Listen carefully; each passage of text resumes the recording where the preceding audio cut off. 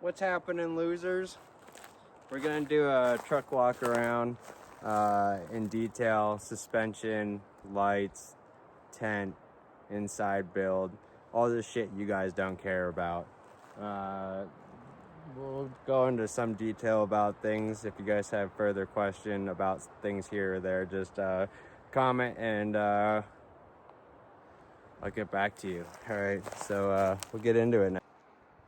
I figure since we're here, we'll just do this anyways. We'll go over the front of the lights and then work our way back and then work our way back forward. So I'm obviously running Bajas. I got sports in the fog area and down below. Those actually work really well as my brights because those guys used to be in here, but I had a something wrong with one, so I had to pull them. So I pulled them both, and I just didn't want to put them back in. So they're running down there. Then I have the Onyx 6 up front. I only actually paid for one of these. The other ones I worked them off. So don't think I'm super rich. It's more the value of my vehicle and lights right here. All that's being controlled by your S-Pod aux beam. I love these things. They're cheap as fuck and they've worked wonders. They're very basic. It's just a motherboard or a switchboard with fuses. So if it blows a fuse, it blows a fuse, and most likely that means it's overdrawing amps on the lights or the unit that you're using, not the actual unit. So that's pretty nice. I'm having cooling issues still. It's everywhere. It's all over the place. With that said, I have lights up underneath the vehicle. So you have strips up there and then all around the vehicle. It's easier to see at night. I actually have shots of it at night. So these are my reverse, those are camping lights.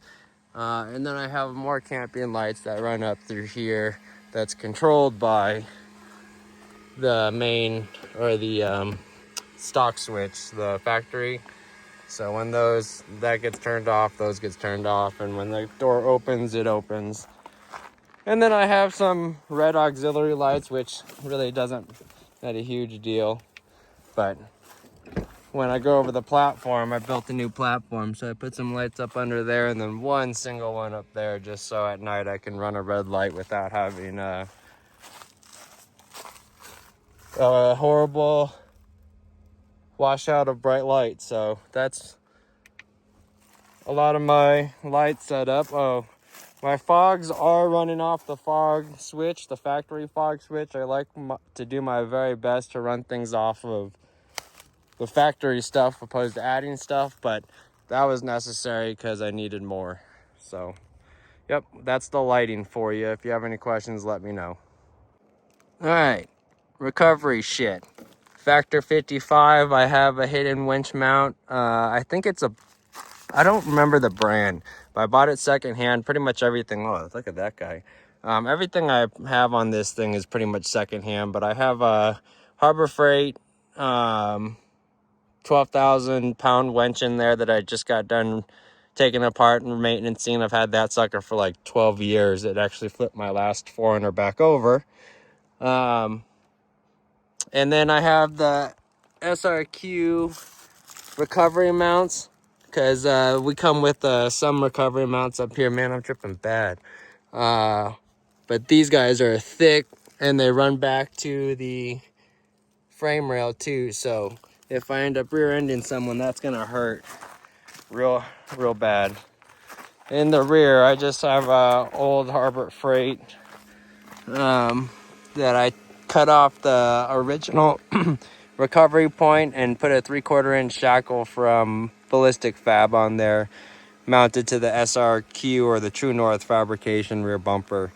These guys aren't bad, but they're not that thick. That guy gives me a lot more of a solid recover point, especially from the center point from all the bolts.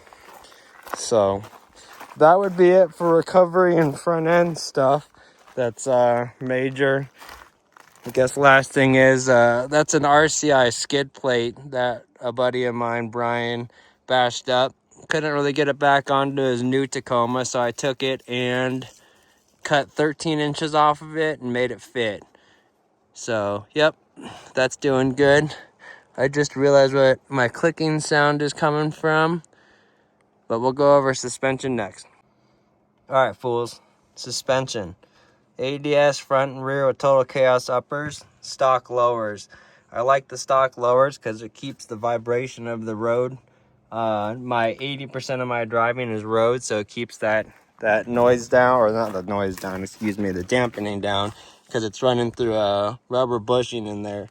Eventually I'd like to get up the total chaos lower control arms, but I can't afford any of that. I'm homeless. So with that said, everything else is stock. Your tie rods, yeah, that's about it. God, look at all the coolant. Stunned, dude.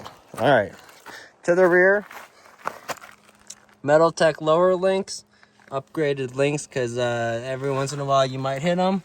Then you got twin tube bypass rear ADS 2.5s. Have to have that long ass resi hose, because we can't mount it anywhere else.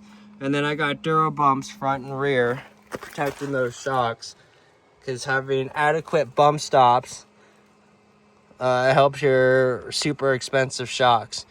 I don't have a Panhard bar or a upgraded one, but I do have IM Keith's PCK, the Panhard Correct, which is everyone with the Panhard with the lift needs that, as long as they make it for you.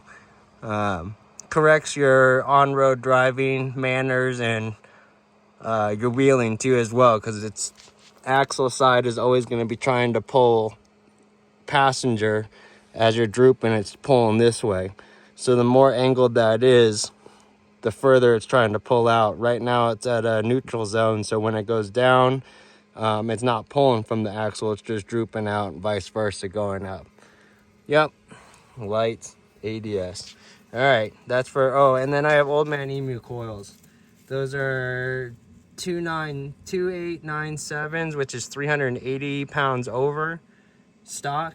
So I'm a fat bitch. She's loaded. She's got a bunch inside. We'll go over the inside here soon. But might as well just keep it running. I got Toyos. I always run Toyos, the best tire. I'd love a sponsor, Toyo, if you wanna hook it up. I'm out here beating them up. Unfortunately, you got everyone saying that. No one actually adds value to it. But I would post for you guys. Hell yeah. I just don't like events. But and then methods. I got the Method faux locks, but they're the True Grip or whatever that is inside of there, so it's holding the bead on pretty good. Never really had any problems with losing a bead on these guys, but I also don't drive like an asshole in dumb situations. So that doesn't mean it's always happening in those situations, but the way they manufacture these tires versus everyone else, these are highly superior. Inspired, fool. Comes with its own awning, obviously. 5-star accommodation ladder, obviously. Hella comfortable and spacious, obviously. And fucking carbon fiber, the fastest 10 on the market, bitches. But in all seriousness, it's a carbon light inspired overland rooftop tent. I'm saying in this video a lot. It's really annoying me. Anyways, that thing's been a trooper. I've beat that, not physically up, but it's been on the top of my truck, and having ADS is it allows me to launch this thing, and it's doing well. I'm actually more surprised that the Prisnu roof rack hasn't fallen apart, because it's aluminum. I might be steel siding with aluminum, but regardless, it's steel bolts going into aluminum, T-slotted aluminum. Those two metals don't mix, but otherwise it's holds up my, oh, I forgot that there's chase lights in the back. See them? So people don't rear end me.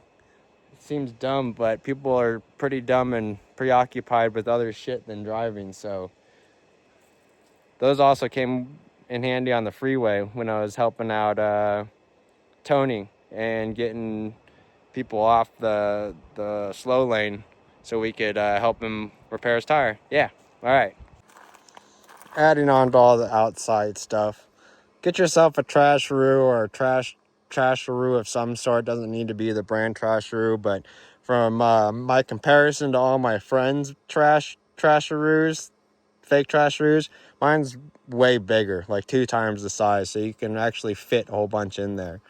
But I have my pooper stand in there, my trash stick, and then obviously my trash bag, flagpole. That's where my diesel heater goes during the winter time because I'm a loser pussy, and I get cold. I don't care. And then the high boost. The high boost does really well. As long as there's service to get, it will grab it for you. More than obviously your cell phone. So I forgot I was gonna do here. I was gonna do something else, but we'll move on to the next thing. I smell propane. Oh, that sucks. But we have an out sunny awning. I believe it was just manufactured by a certain person and distributed out. So there was a lot of ARB parts that fit right in that exchange. I've had this thing for 15 years now. It's an 8x8 awning. It's wonderful. I love it. It's gone on every truck, survived a rollover, which is kind of ridiculous. But it gets used a lot during shooting season, and rainy seasons. I love sitting in rain, watching the rain, listening to the rain, and drinking coffee. All right, we'll dive inside because I don't think there's much more outside that we need to cover. If there's anything else that you guys have questions about on the outside, let me know. And tire size, which is obviously way past the tire section. It's 255, 80, 70, 17. I'm tall and skinny. I'm about a 33, but with all this tread loss, I'm not at a 33 anymore, probably like a 31. That guy, though, I put the new one on that side. I got to switch him because it's pulling hard to the driver's side. But yep, tall and skinny. So, driver's seat, cockpit. It's falling apart, need to get it reupholstered, but I got all the stickers, patches. I'm pretty retarded today. My S-Pod mic tune aux beam. That's going to be your fun switch, so your traction control, diff lock, and then I put a rear diff lock in this thing. I actually retrofitted a FJ third member with an E-locker to fit in here, and then my buddy Curtis helped me get that wired up. So we'll get in here. We got ourselves an Alpine 9 head unit, which used to be awesome, but it doesn't do Apple CarPlay anymore, which sucks. Yep. And then we got safety tools, my Midland, which is underneath my seat. That is permanently mounted, so I can just take that off and take this off when I want to. Then you got your bypass tools, obviously, because if you have bypasses. There's the inside of the high boost. That's the second part. So that's the inside, and then the second part would be the outside, and then there's a unit in the back that you'll end up seeing when I go over it. But that's what my pack out looks like when I'm on the road. All right, we'll go to the back seat now. So we just recently built this platform. It encompasses the whole back portion of it, giving Marley a whole bunch more space. The Yeti 400 blew up, which would be my power station. So I have multiple ways of powering things. I got that deep cycle AMG down there. I have that AMG, sealed AMG. Those two are connected and hooked to the isolator, which is up front on the battery. So it only obviously gives it juice when it needs to, but that's right there, hooked up to here. And that runs back to both that battery down there and that guy. And this guy's standalone, my DJI 1000. I wish I got the 2000 just because I use power a lot more than I anticipated because I'm homeless and I'm just out here all the time. But it is what it is. Down the road I get some more. I got the solar panel, so that always helps. But that's going to be for the power system. I have, I guess I can walk around. It can be a ridiculous video just walking around. But this guy, the AMG down here, is hooked to its own power inverter, 1,000-watt power inverter, which, again, that battery down there is tied to that battery. So those two are working together to power currently the refrigerator and whatever else I want to run off of it. And you can hear the refrigerator is running right now, and at 85, and that goes back up because it's currently just drawing power on it. So yep. All right, to another segment. All right, so we got for refrigerator and back shit, we got a 72 quart National Luna. That's my air conditioning unit that I have. I turn that down. So that's a 72 quart National Luna dual zone. When I bought it, I got this for $50 off Amazon Facebook place or whatever because it wasn't getting cold. I took this apart because there's only so many things that could be going wrong with the refrigerator, the compressor, the motor, or it doesn't have Freon. And in this case, this one didn't have any Freon. Didn't put enough in there, but it works just fine keeping things. Actually, it does freeze things. It's hard on it because it needs a lot. But this thing's awesome. I love it. It does all the things I need to. Holds my phone when I have service so I can sit down and eat and watch YouTube or something. All right, bring you up closer to here. Because now we got the inside of this box, which Cody helped me build this a little bit. But we got stove that goes in here, miscellaneous coffee stuff, other miscellaneous stuff in here. Normally I have the diesel heater stuff that sits right in here. Cooking stuff, cooking hardware, I guess you would say. And that's to blow up my tent. In the back I hold propane and a jet oil. Yep, that's about it. I just built the platform for the top of this thing so it overhangs over here, allowing me a lot more space up top. But I also doubled down on the cooking space up underneath so both of them can come out when need be. And then I have my normal, dry food storage up in there and random cookware and emergency stuff. I don't even know if you could see that up there. But yep. And then this table is just your standard fold down table. It's really nice because I'm able to just slide it into these, I forgot what this was, scaffolding that I use. So, but you can see that it's just angled. And so the side of this thing just slides right in there. And then I can fold the legs up on there and fold them out on there before it's ever touched the ground. Granted, it gets so dirty outside of the truck, but it does it's a very easy and convenient thing to put it right back up. And that's my stove with my griddle with propane and water and Marley. She's been going at the bones for a little while. She's hungry and I'm hungry. So we're gonna make some dinner here and watch some YouTube. We went rock hounding and it was very unsuccessful, but it's very nice out here. Very nice out here. I got 14 days, but I got more things to do after this. After today. We got more exploring to do. We're just hoping that little tree doesn't fall on us, but it's small enough that it'll just kind of lean up and roll off the truck.